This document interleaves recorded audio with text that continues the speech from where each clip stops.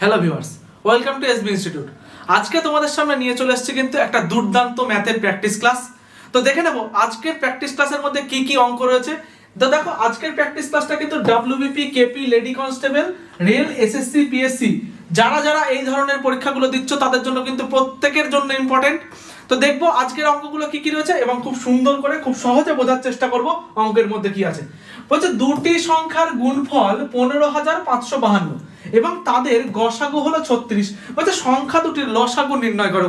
আচ্ছা, এই ধরনের অঙ্কগুলো তোমরা হয়তো এর আগে কেউ দেখেছো, কেউ দেখোনি। তো দেখো এই ধরনের অঙ্কগুলো কিভাবে করতে হয়, তোমরা লসাগু গসাগু চ্যাপ্টারে পড়েছো কি? সংখ্যা দুটির গুণফল, সংখ্যা দুটির, আচ্ছা দুইটির গুণফল হলো লসাগু আর গসাগুর গুণফলের সমান, তাই না? লসাগু গুণ গসাগু এর সমান। তাহলে এখানে দেখো এই যা গুণফল দেওয়া রয়েছে সংখ্যার গুণফল, দুটি সংখ্যার গুণফল, তাহলে এটাই লসাগু আর গসাগু এর গুণফল। আচ্ছা এখানে দেখো গসাগু দেওয়া রয়েছে, দিয়ে বলেছে কি লসাগু কত বের করতে বলেছে। তাহলে গুণফলকে আমরা যদি গসাগু দিয়ে ভাগ করে দিই তাহলে লসাগু বেরোবে। এইবার কথা হচ্ছে আমার ভাগ করাটা একটু টাফ ব্যাপার, একটু সময় সাপেক্ষ ব্যাপার। আমরা সময় সাপেক্ষ ব্যাপারে যেতে চাইছি না, আমরা খুব সহজ ব্যাপারে যেতে চাইছি।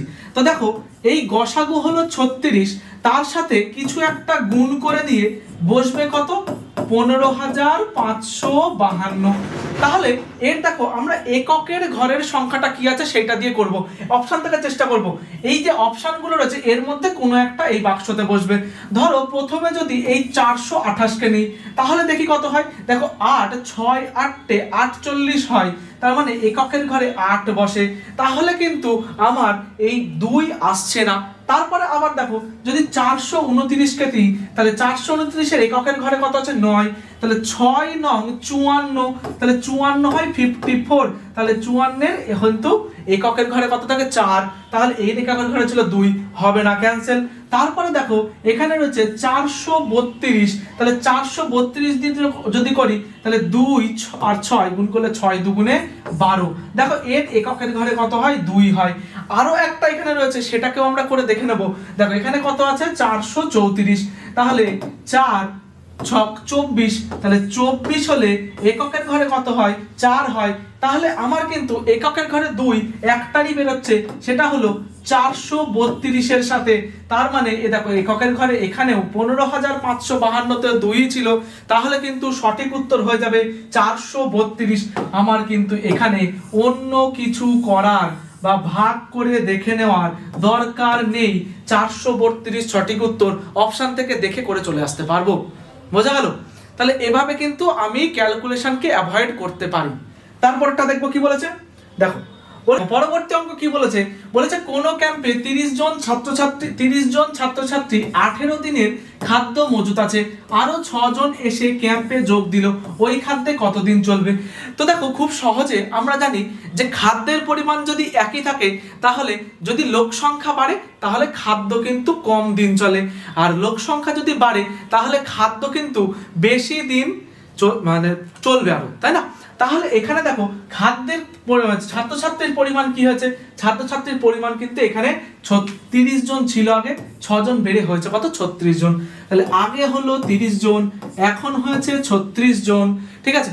এইবার দেখো এখানে কথাটা হলো যে এখানে কিন্তু আমাদের প্রত্যেকটাই 18 দিনের থেকে কম রয়েছে, তাহলে আমি এখান থেকে চট করে এলিমিনেট করতে পারবো না। তাহলে চট করে অঙ্কটা করে নিই। অঙ্কটা কিভাবে করতে পারি? দেখো আমরা যদি 30 জন ছাত্রের চলে হলো 18 দিন। আচ্ছা একজন ছাত্রের অবভিয়াসলি একজন ছাত্র যদি ওই সমস্ত খাবার খেতে যায় তাহলে ও তো অনেক দিন ধরে খেতে পারবে, তাই না? তার মানে কি হবে? 18 গুণ 30 আর 36 জন খাদ্যের, তাহলে একজন খাদ্য জন যত দিন ধরে খাদ্যটা খাবে তাহলে সেই অনুযায়ী 36 জন আরো কম দিন সময়ের মধ্যে খেয়ে নিতে পারবে। তাহলে কি করব?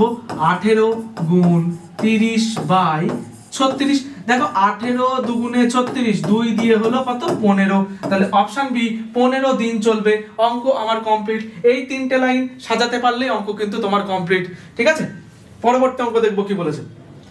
বলছে এ এবং বি একত্রে একটি কাজ 12 দিনে করতে পারে, বি একা কাজ 30 দিনে করতে পারে এবং এ একা ওই কাজটি কত দিনে করতে পারে বের করতে বলেছে তোমাকে, তাই না? তাহলে এই ধরনের অঙ্কগুলো কিভাবে করব, যারা আমাদের আগের ক্লাসগুলো দেখেছো মানে অধ্যায় ভিত্তিক ক্লাসগুলো, তারা কিন্তু প্রত্যেকে জানো যে কিভাবে করতে হয়। তাহলে দেখো a প্লাস বি করেছে কত 12 দিনে, বি করেছে কত 30 দিনে, এদের বের করব কি মোট কাজ। মোট কাজ কি করে বের করতে হয়, মোট কাজ বের করতে গেলে কি করে লসাগু করে এই দুটো দিন সংখ্যা। তাহলে 12 আর 30 এর লসাগু কিন্তু 60 হয়। এইবার বের করব কি এ আর বি দুজনের একত্রে কর্মদক্ষতা কত আর বি এর কর্মদক্ষতা কত। কি করে বের করব, এই যত মোট কাজ বের হলো তাকে দিন দিয়ে ভাগ করে। আচ্ছা 60 কে 12 দিয়ে ভাগ করলে 5 12 60, তারপরে 60 কে 30 দিয়ে ভাগ করলে 30 দুগুণে 60, তাই না? তাহলে এ আর বি দুজন মিলে একত্রের কর্মদক্ষতা হলো 5 এবং বি এর একার হলো 2। তাহলে এইবার বলো যে আমাদের যদি শুধুমাত্র এ এর কর্মদক্ষতা বের করতে হয়, মানে কি করব, এই এ প্লাস বি এর কর্মদক্ষতা থেকে বি এর কর্মদক্ষতাকে বাদ দিয়ে দেবো, দিয়ে মোট কাজকে ভাগ করে দেবো। তাহলে মোট কাজ ছিল 60 আর বাদ দিলে হয় 5 বিয়োগ 2 মানে 3, মানে 60/3 মানে হলো কত 20 দিনে। তুমি যদি এটা ভালো করে অভ্যাস করে ফেলতে পারো তাহলে কিন্তু খুব সহজে মুখে মুখেও করতে পারবে। ঠিক আছে, মুখে মুখেও করা সম্ভব এটা। তো দেখবো পরবর্তী অঙ্ক কি রয়েছে, বলেছে 72.5 হতে কত কমালে 18.76 পাওয়া যাবে। তাহলে এটা কিন্তু খুব ছোটবেলাকার অঙ্ক, কিন্তু অনেকে করতে গিয়ে একটু ভুল করে ফেলে, তাই না? তো ভুল করে ফেলে কিরকম, তাহলে কত কমালে মানে এই যে 72.5 এইটা থেকে বাদ দিতে হবে, তাহলে কতটুকু বিয়োগ করলে এইটা পাওয়া যাবে, মানে এই 72.5 থেকে 18.5 টাকা যদি আমি বিয়োগ করে দিই তাহলে সেই সংখ্যাটা পেয়ে যাবো। কত পাবো দেখি, 72.5 আর আচ্ছা এখানে দশমিকের উপরে দুখানা শূন্য ছিল, হ্যাঁ মানে দুখানা ঘর ছিল 7 6, তাহলে এখানে তো একটা ঘর ছিল তাই একটা শূন্য দিয়ে নেব। এইবার কি করব, বিয়োগ করব, একদম নরমাল বিয়োগ। তাহলে উপরে 10 ধরলে তাহলে 6, 10 থেকে 6 বাদ দিলে 4 হয়। এইবার একটা জিনিস দেখো, গল্পটা তোমাকে পুরো বিয়োগ করার প্রয়োজন নেই। এখানে দেখো অপশন ডি তে একমাত্র আছে মানে লাস্টের সংখ্যাটাই 4, বাকি কোনো অপশনে নেই। তার মানে এই অপশন ডি হলো আমাদের সঠিক উত্তর, আর বিয়োগ করার প্রয়োজনই নেই। দেখো বিয়োগ করে তাও আমি করে দিচ্ছি। তাহলে হাতে 1 ছিল, 7 আর 1 8, 8 আর 7 15, হাতে 1, 8 আর 1 9, 9 আর 3 12, হাতে 1, 1 আর 1 2 মানে হলো 2 আর 5 7, তাহলে 53.74 হলো এটার সঠিক উত্তর। এই দেখো, দেখেছো? তাহলে আমরা কিন্তু ওই একটা মাত্র সংখ্যা বের করে উত্তর দাগ দিয়ে চলে আসবো, আমাদের টাইম পুরো সেভ হয়ে যাবে। বোঝা গেল? পরবর্তী দেখবো কি বলেছে। দেখো বলছে পিতা ও পুত্রের বর্তমান বয়সের সমষ্টি 80 বছর। 4 বছর পূর্বে তাদের বয়সের অনুপাত ছিল 2:1। তাহলে পিতার বর্তমান বয়স কত, পিতার বর্তমান বয়স কত? তাহলে এইখানটায় আমরা না একটা জিনিস দেখো, বর্তমান বয়সের সমষ্টি বলেছিল আর 4 বছর আগেকার অনুপাত বলেছিল। আচ্ছা 4 বছর আগেকার সমষ্টি বের করতে পারবো না আমরা? পারবো কি পারবো না? দেখো তাহলে এখানে এখনকার হলো 80 আর 4 বছর আগে পিতা আর পুত্র এদের দুজনেরই তো 4 বছর করে কম ছিল, তাই না? দুজনেরই 4 বছর করে কম ছিল, মানে এই 80 থেকে যদি 4 কে দুবার বিয়োগ করি তাহলে কত হয়, 80 থেকে প্রথমবার 4 বাদ দিলে হয় 76, তারপরে বার 4 বাদ দিলে হয় 72। তাহলে 4 বছর আগে এদের কিন্তু বয়সের সমষ্টি ছিল 72, অনুপাত ছিল কত 2:1। তাহলে আমরা সেই আনুপাতিক ভাগ আর অনুপাত চ্যাপ্টারের অধ্যায় ভিত্তিক ক্লাসে কিন্তু করানো রয়েছে। তাহলে আনুপাতিক ভাঙার করে আমরা খুব সহজে বের করতে পারো পিতার 4 বছর আগে বয়সটা কত ছিল। তাহলে দেখো 72 গুণ পিতার অনুপাত কত এইটা, তাহলে ভগ্নাংশের উপরে লিখবো এটাকে, আর 72 হলো মোট অনুপাত মানে বয়সের মোট সমষ্টি।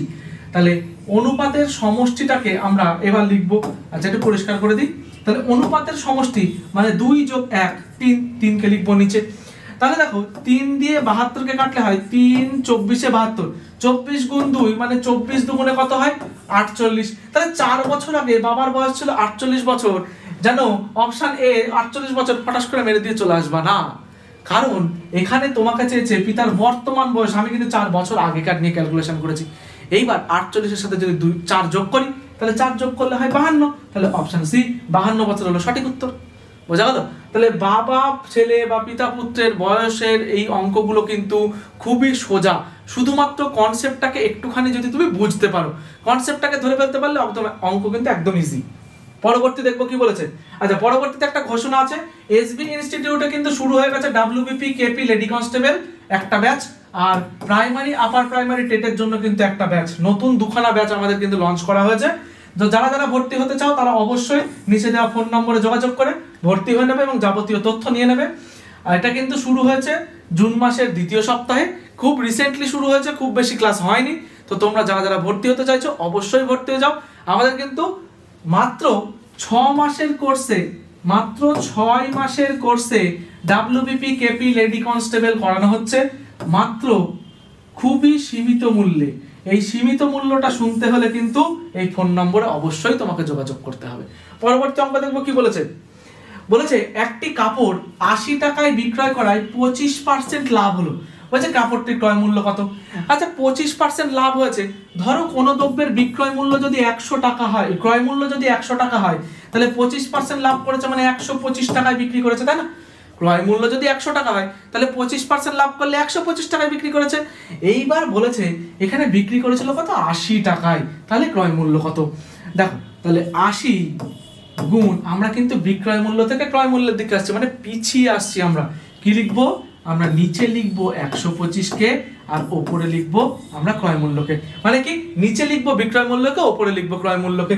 যেহেতু পাশে লিখেছিলাম বিক্রয় মূল্য, এই দেখো 80 টাকা হলো বিক্রয় মূল্য, তাই বিক্রিত মূল্যের পার্সেন্টেজকে আমরা নিচে লিখেছি, আর ক্রয় মূল্য বের করতে বলেছে তাই ক্রয় মূল্যের পার্সেন্টেজকে কিন্তু আমরা উপরে লিখেছি।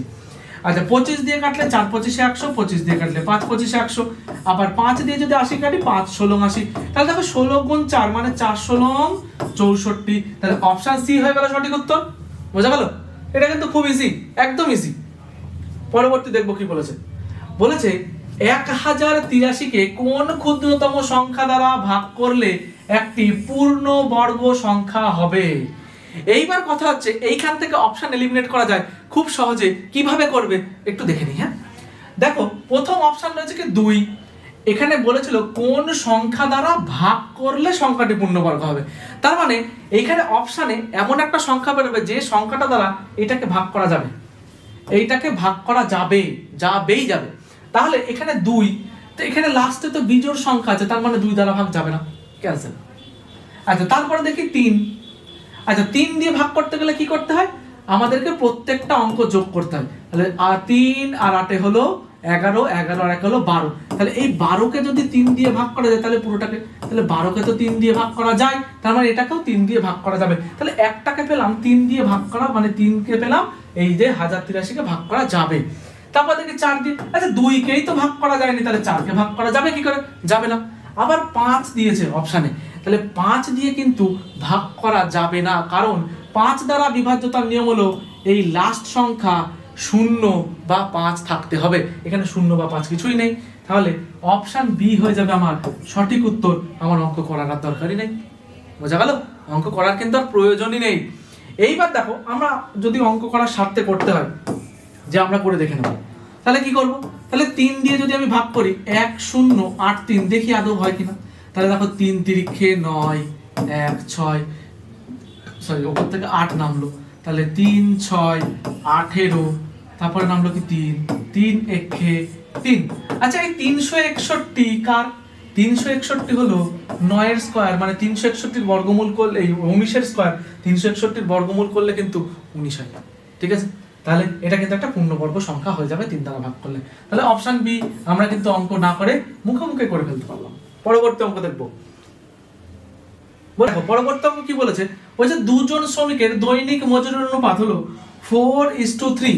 তাদের একজন অপরজনের চেয়ে 9 টাকা বেশি পায়। প্রথম শ্রমিকের দৈনিক মজুরি কত ছিল? তাহলে এইখানে যে বলেছে একজন আরেকজনের থেকে 9 টাকা বেশি পায়, তার মানে কি তাদের মজুরির পার্থক্য হলো 9 টাকা। ঠিক আছে, তাহলে আমরা কি লিখবো? এখানে 9 লিখবো, গুণ ডিভাইডার দিয়ে দিলাম, দিয়ে কি করব? নিচে কাকে লিখবো? এদের পাওয়া মজুরির অনুপাতের পার্থক্যকে। আচ্ছা অনুপাতের পার্থক্য কত? 4 বিয়োগ 3 মানে হলো 1।